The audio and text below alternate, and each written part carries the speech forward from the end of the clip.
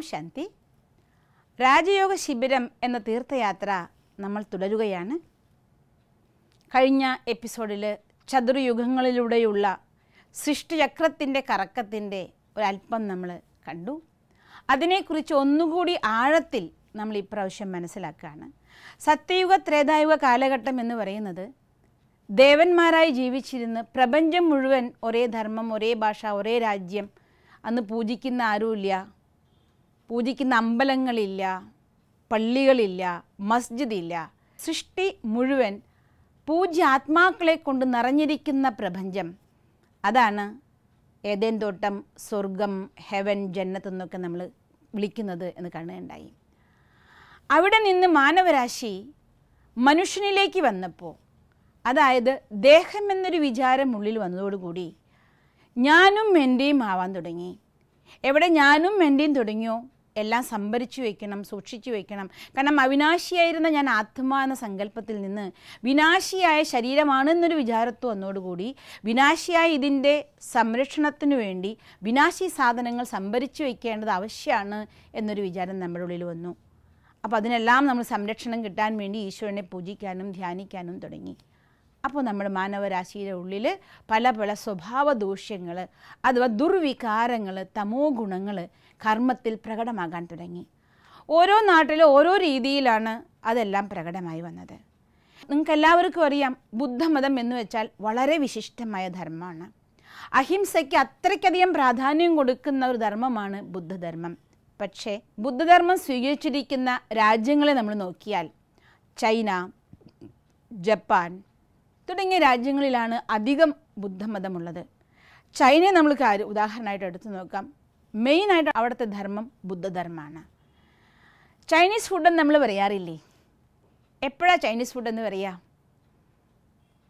ഇന്ന് യൂട്യൂബ് അത്രയും പ്രചാരത്തിൽ വന്നപ്പോൾ, ഇൻ്റർനെറ്റിലൂടെ, ഗൂഗിളിലൂടെ ലോകത്തെല്ലാ രഹസ്യങ്ങളും നമ്മുടെ മുറ്റത്തെന്ന പോലെ നമുക്ക് കാണാൻ തുടങ്ങിയപ്പോൾ നിങ്ങൾക്കെല്ലാവർക്കും ഞാൻ പറയാതെ തന്നെ ഇതിൻ്റെ വലിയ ഭാവം കാണാൻ സാധിക്കുന്നുണ്ടാവും.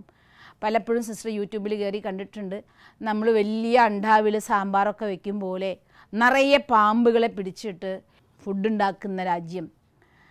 നമ്മളെങ്ങനെയാണ് പാമ്പിനെ തൊലി ഉരിഞ്ഞതിന് ശേഷം റൗണ്ടാക്കി മീൻ വിൽക്കാൻ വെച്ചിരിക്കുന്ന മാതിരി വെച്ചിരിക്കുന്ന രാജ്യം.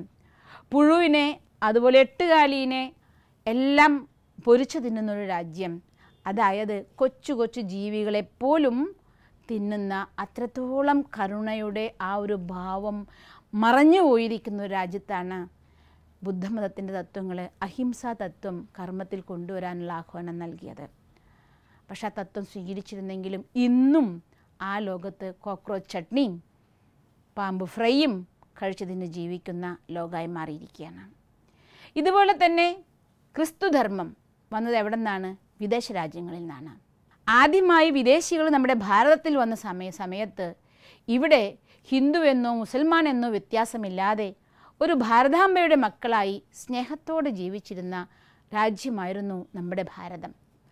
അന്ന് ഈ രാജ്യത്തിൽ സഹോദരങ്ങളെ തമ്മിൽ തല്ലിച്ചുകൊണ്ട്, നിങ്ങൾക്കറിയാം ഭാരതത്തിൻ്റെ ഹിസ്റ്ററി എടുത്ത് നോക്കുകയാണെങ്കിൽ നമ്മളെയൊക്കെ വേദനിപ്പിക്കുന്ന രീതിയിൽ സഹോദരങ്ങൾ അങ്ങോട്ടും ഇങ്ങോട്ടും യുദ്ധം ചെയ്താണ് ഭാരതം അടിമത്വത്തിലേക്ക് പോയത്. വീണ്ടും അഹിംസയുടെ തത്വത്തിലൂടെ, ഗുണങ്ങളുടെ, മൂല്യങ്ങളുടെ തത്വത്തിലൂടെയാണ് ഭാരതാംബയ്ക്ക് സ്വാതന്ത്ര്യം കിട്ടിയത്. അപ്പോൾ വിദേശികൾ വരുന്നവരെ ഇവിടെ ക്രിസ്തുധർമ്മം ഉണ്ടായിരുന്നില്ല. വിദേശികളുടെ ആഗമനത്തോടെ ഇവിടെ വന്ന് ഇത്രയും സഹോദരങ്ങളെ തല്ലിപ്പിക്കുന്ന ഒരു അവസ്ഥയിലാക്കി. അതുകൊണ്ട് അവിടെ നഷ്ടപ്പെട്ട ഗുണം എന്തായിരുന്നു? പരസ്പര സ്നേഹമില്ലായ്മ. അതുകൊണ്ടാണ് ക്രിസ്തു പറഞ്ഞു തന്നത്, നീ നിന്നെപ്പോലെ നിൻ്റെ അയൽക്കാരനെ സ്നേഹിക്കുക എന്നാണ്.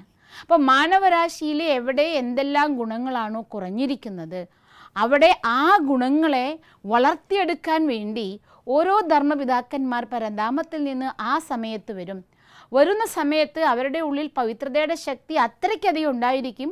ആ പവിത്രതയുടെ പ്രകമ്പനം കൊണ്ട് അവർ തരുന്ന തത്വങ്ങളെ സ്വീകരിക്കാൻ കുറേ സഹോദരാത്മാക്കൾ തയ്യാറാകും. മാത്രമല്ല അതിനുശേഷം പരന്താമത്തിൽ നിന്ന്, ആ സെക്ഷനിൽ നിന്ന് ആത്മാക്കൾ ഇറങ്ങി വരും.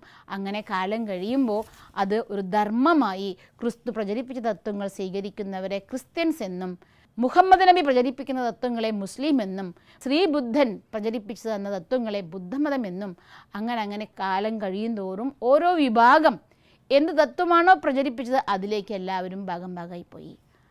ആരിലേക്കും പോകാതെ അവശേഷിച്ച തറവാട്ടിലുണ്ടായിരുന്ന ആദിയിലുണ്ടായിരുന്ന ആത്മാക്കൾ, അവരെയാണ് ഇന്ന് ഹിന്ദുക്കൾ എന്ന് വിളിക്കാൻ തുടങ്ങി. ഹിന്ദുക്കൾ എന്താ പറയാൻ കാരണം? ഹിന്ദുക്കൾ എന്ന് വെച്ചാൽ ചരിത്രം പറയുന്നത് ഇങ്ങനെയാണ്. സിന്ധു നദി തീരത്തിൽ വളരെ പരിഷ്കൃതരായ ജനത ഇവിടെ ഉണ്ടായിരുന്നു. അവിടെ ബിസിനസ് ചെയ്യാൻ വേണ്ടി പേർഷ്യൻ ജനത വന്നു. അപ്പോൾ ഇത്രയും സമ്പന്നരായിരിക്കുന്ന പ്രത്യേക ധർമ്മമില്ലാത്ത ഇവരെ സിന്ധുക്കളെ എന്ന് വിളിച്ചു. കാരണം സാ എന്നുള്ള ഭാഷ സിന്ധു നദി തീരത്ത് താമസിക്കുന്നവർ എന്ന അർത്ഥത്തിലാണ് സിന്ധുക്കൾ എന്ന് വിളിച്ചത്. പക്ഷേ സാ എവിടെയില്ല, പേർഷ്യൻ ഭാഷയിലില്ല. അങ്ങനെ ഹി ആയി മാറി. അങ്ങനെ നമ്മളെല്ലാവരും ഹിന്ദുക്കളായി മാറി. അതുകൊണ്ടാണ് ഹിന്ദുധർമ്മത്തിൽ നോക്കുമ്പോഴാണ് നമുക്ക് ദേവീ ദേവന്മാരെ, ലക്ഷ്മീനെ, നാരായണനെ, വിഷ്ണുവിനെ അല്ലെങ്കിൽ സരസ്വതീനെ ഒക്കെ പൂജിക്കുന്നു. പണ്ട് കാലങ്ങളിൽ അഥവാ 2500 വർഷം മുന്നേ 5000 വർഷത്തെ കാലഘട്ടത്തിൽ നമ്മളെല്ലാവരും ദേവതകളെപ്പോലെ ജീവിച്ചിരുന്നു. കലിയുഗത്തിലെത്തിച്ചേർന്നു. ഏത് ധർമ്മം? ധർമ്മസ്ഥാപകന്മാർ പോയതിനു ശേഷം ഓരോ ധർമ്മമായി തീർന്നു. പിന്നെ ഇന്ന് ധർമ്മവും കർമ്മവും രണ്ടും രണ്ട് വഴിക്കായി. ധർമ്മം ആചരിക്കാനും അല്ലെങ്കിൽ ആരാധിക്കാനും മാത്രമായി കർമ്മത്തിലേക്ക് കൊണ്ടുവരാൻ ആരും തയ്യാറല്ലാതായി. നിങ്ങൾക്കറിയോ, ഈശ്വരൻ്റെ പേരിലാണ് ഇന്ന് ഈ ഭൂമിയിൽ അധികം രക്തമൊഴുകിക്കൊണ്ടിരിക്കുന്നത്. അപ്പം ഈശ്വരൻ സ്നേഹസാഗരൻ, അവൻ്റെ പേരിൽ രക്തമൊഴുക്കുന്ന ഈ ഒരു കാലഘട്ടം, ഇതുകൊണ്ടാണ് ഇതിനെ കലിയുഗം എന്ന് പറയാൻ കാരണം. കലിയുഗത്തിൻ്റെയും അന്തിമ സമയത്തിലാണ്. ഒരു ദിവസം എന്ന് പറയുമ്പോൾ 4 നേരങ്ങൾ കൃത്യമായി എന്ന് പറയുന്നു. 6 മണിക്കൂർ വീതം 4 നേരമാകുമ്പോൾ 24 മണിക്കൂർ ഒരു ദിവസം. ആ സ്ഥിതിയിൽ ഈ സൃഷ്ടിയുടെ ഒരു കൽപ്പം എന്ന് പറയുന്നത് കൃത്യമായിരിക്കുന്ന 4 ഭാഗങ്ങളിലാണ്, 4 യുഗങ്ങളാണ്. സത്യ, ത്രേത, ദ്വാപര, കലിയുഗം. ഇപ്പോൾ നമ്മൾ എത്തിയിരിക്കുന്നത് കലിയുഗത്തിൻ്റെ അന്തിമ സമയത്താണ്. എങ്ങനെയാണ് നമ്മൾ കലിയുഗത്തിൻ്റെ അന്തിമത്തിലാണെന്ന് മനസ്സിലാക്കുന്നത്? പുരാണങ്ങളെല്ലാം ഉദ്ഘോഷിക്കുന്നുണ്ട്. എപ്പോഴാണോ ഒരു കിണറ്റിലെ വെള്ളത്തിന് 4 കിണറ്റിൽ സംഭരിക്കാൻ പറ്റാത്തൊരു സമയം വരുന്നത്, നിങ്ങൾ മനസ്സിലാക്കിക്കൊള്ളൂ, ഈ ലോകം അതിൻ്റെ അന്തിമത്തിലേക്ക് അടുക്കുകയാണ് എന്ന്. എന്താണ് ഈ പറഞ്ഞതിൻ്റെ ആത്മീയ തത്വം? ഒരു അച്ഛനും അമ്മയും 4 മക്കളെ വളർത്തും. അവർക്ക് യാതൊരു പ്രയാസവുമില്ല. കാലം കഴിഞ്ഞു, 4 മക്കളും 4 കുടുംബമായി തീർന്നു. അച്ഛനും അമ്മേനെയും നോക്കാൻ പറഞ്ഞാൽ പാവം 4 മക്കളുള്ള അച്ഛനും അമ്മയുമാണെങ്കിൽ ഒരു വീട്ടിൽ മാത്രം ജീവിതം മുഴുവൻ അന്തി ഉറങ്ങാൻ സാധിക്കാത്ത അവസ്ഥയാണ്. ചിലപ്പോൾ ഒരു വീടും ഉണ്ടാവില്ല, വൃദ്ധസദനത്തിൽ പോയി അന്തി ഉറങ്ങേണ്ടി വരും. അല്ലെങ്കിൽ ഓരോ വീട്ടിൽ 3 മാസ കാലഘട്ടം താമസിക്കുകയും ഓരോ 3 മാസം കഴിയുമ്പോഴേക്കും അടുത്ത മകൻ്റെ വീട്ടിലേക്ക് അല്ലെങ്കിൽ അടുത്ത മകളുടെ വീട്ടിലേക്ക് ബാഗും എടുത്ത് യാത്ര ചെയ്യേണ്ടി വരുന്ന ഒരു ദയനീയ അവസ്ഥ ഇന്ന് നമ്മളെല്ലാം അനുഭവിച്ചുകൊണ്ടും കണ്ടുകൊണ്ടും ഇരിക്കുകയാണ്.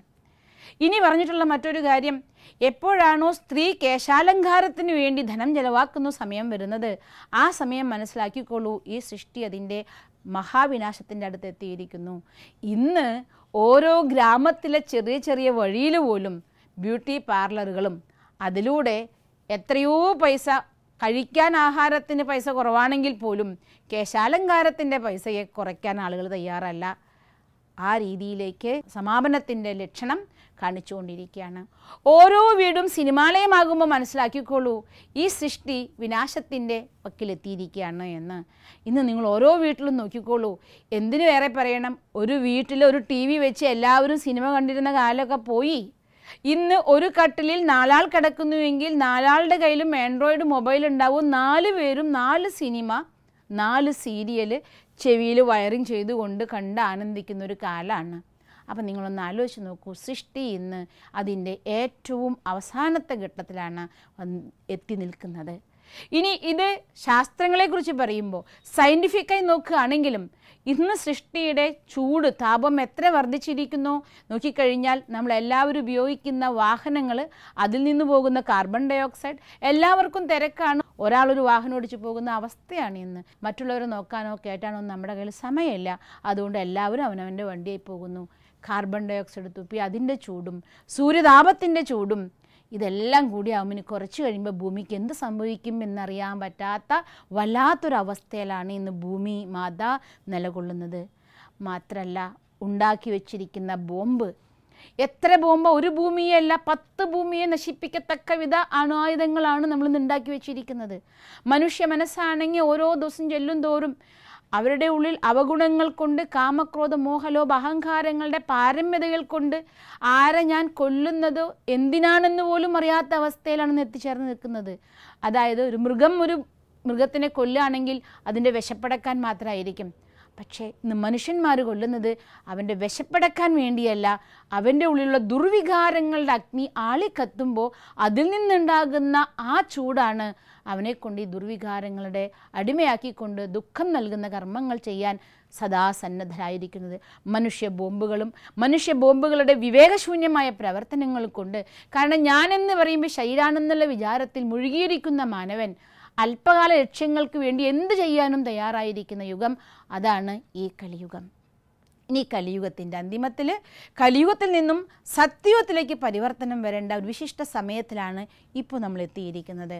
ആ സമയത്തിന് പറയുന്ന പേരാണ് പുരുഷോത്തമ സംഗമ യുഗം എന്ന് പറയുന്നത്. Golden age, silver age, copper age, iron age, സംഗമയുഗത്തെ പറയുന്നത് ഡയമണ്ട് ഏജ് എന്നാണ്.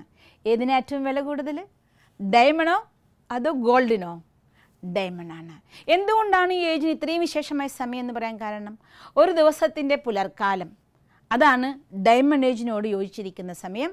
ഉറങ്ങുന്നവർക്ക് സുഖനിദ്രയ്ക്കുള്ള സമയം, ഉണർന്നിരിക്കുന്നവർക്ക് ഏറ്റവും നല്ല രീതിയിൽ ഏറ്റവും ക്രിയേറ്റീവായി കാര്യങ്ങൾ ചെയ്യാനായിട്ട് പ്രകൃതി സഹായിക്കുന്നു, അവൻ്റെ ശരീരവും സഹായിക്കുന്ന സമയം. ഇതാണ് ബ്രഹ്മമുഹൂർത്തം എന്നറിയപ്പെടുന്ന ആ ഒരു വിശിഷ്ട സമയം.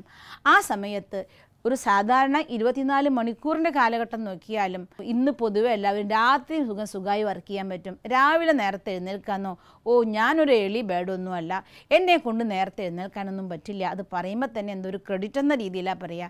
കാരണം പണ്ട് കാലങ്ങളിലൊക്കെ 4 മണിക്ക് എല്ലാ വീട്ടിലും എല്ലാവരും എഴുന്നേറ്റിരുന്നു. അപ്പോൾ 4 മണിക്ക് എഴുന്നേറ്റിരുന്ന് ഈശ്വരനെ ധ്യാനിക്കുകയും കർമ്മമണ്ഡലത്തിലേക്ക് വരികയും ചെയ്താൽ ഒരു പഴഞ്ചനാണെന്നൊരു വിചാരം.